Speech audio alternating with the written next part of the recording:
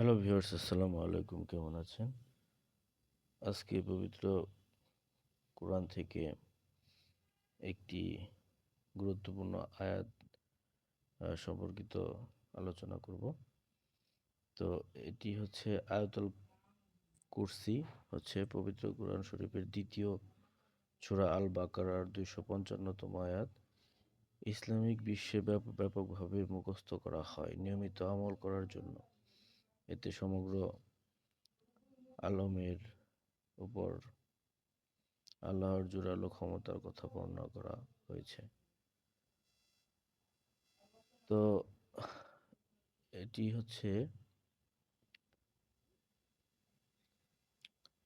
আল্লাহ লা ইলাহা ইল্লা হুয়াল হাইয়ুল কাইয়ুম লাতা লাতাখুযু সিনাতু ওয়ালা নাওম লাহু মা ফিস সামাওয়াতি ওয়া মা ফিল আরদ মান জাল্লাযী ইয়াশফাউ ইনদাহু ইনদাহু ইল্লা বিইজনিহি ইয়ালামু মা বাইনা আইদিহিম ওয়া মা খালফাহুম ওয়া লা ইউহিতুনা বিশাইয়্যিম মিন ইলমিহি ইল্লা বিমা শাআ ওয়াসিয়া কুরসিয়ুহুস সামাওয়াতি ওয়াল আরদ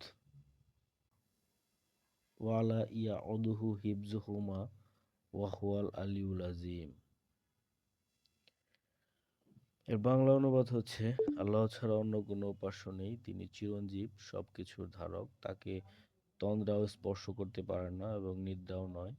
আসমান ও জমিনে যা কিছু রয়েছে সবই তার।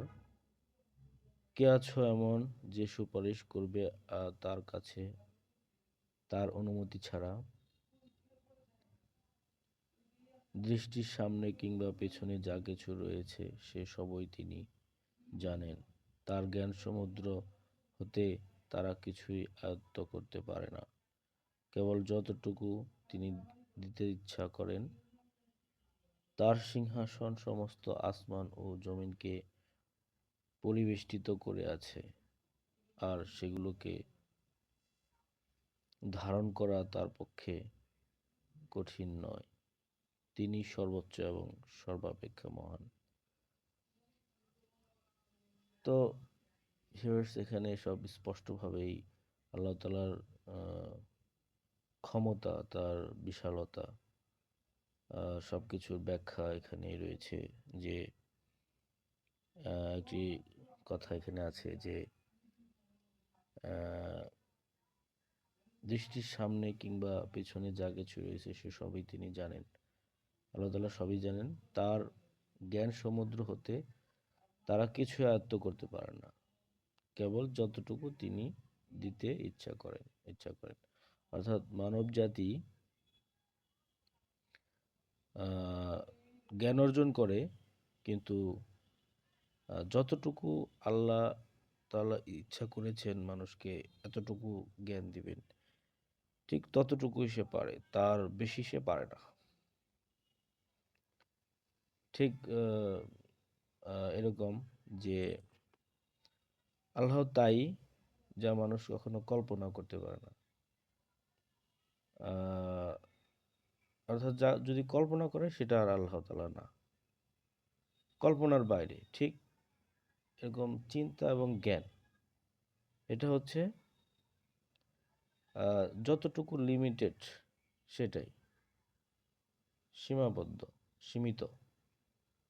আল্লাহ তাআলা যতটুকু দিয়েছেন ততটুকুই সে রপ্ত করতে পারবে, এর বেশি আর সম্ভব না। আয়াতুল কুরসির ফজিলত হচ্ছে, এখানে একটি কথা আছে, সেটি হলো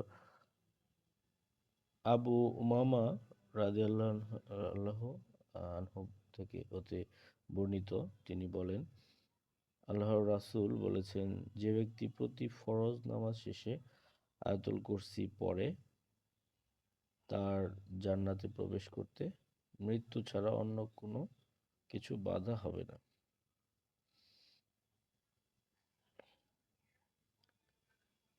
তারপর হচ্ছে, অর্থাৎ আয়াতুল কুরসির অনেক ফজিলত রয়েছে, অনেক গুরুত্ব রয়েছে।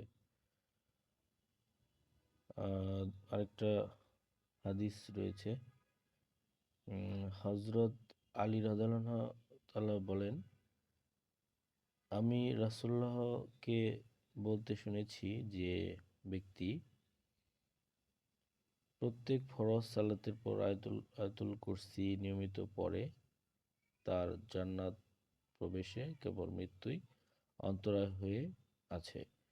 যে ব্যক্তি এই আয়াতটি বিছানায় শয়নের সময় পড়বে, আল্লাহ তার ঘরে, প্রতিবেশীর ঘরে এবং আশেপাশের সব ঘরে শান্তি বজায় রাখবে। অর্থাৎ এই আয়াতটি অনেক পাওয়ারফুল, অনেক আহ, খুবই তাৎপর্যপূর্ণ একটি আয়াত, এবং এই আয়াতের কথা আহ, অনেক জায়গায় আহ, ব্যাখ্যা দেওয়া হয়েছে, এবং কোনো বিপদ বা কোনো ধরনের হলে, সমস্যা হলে বড় ধরনের, এই আয়াতটি পাঠ করলে তার ওই সমস্যাটি সমাধান হয়।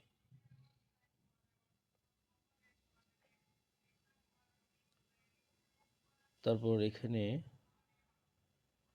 আরো কয়েকটা হাদিস রয়েছে। তো দেখা যাচ্ছে এখানে আবু জার রাদিয়াল্লাহু তাআলা রাসূলুল্লাহ সাল্লাল্লাহু আলাইহি সাল্লামকে এর কাছে জানতে চাইলেন, ইয়া রাসূলুল্লাহ সাল্লাল্লাহু আলাইহি সাল্লাম, কুরআনের সবচেয়ে মর্যাদা সম্পন্ন আয়াতে কারিমা কোনটি? তিনি উত্তরে বললেন, আয়াতুল কুরসি। তো আমাদের প্রিয় নবী জি হযরত মুহাম্মদ সাল্লাল্লাহু আলাইহি সাল্লামকে জিজ্ঞাসা করেছিলেন যে সবচেয়ে গুরুত্বপূর্ণ আয়াত কোনটি? তিনি উত্তরে বলেছেন, আয়াতুল কুরসি। সুতরাং এই আয়াতুল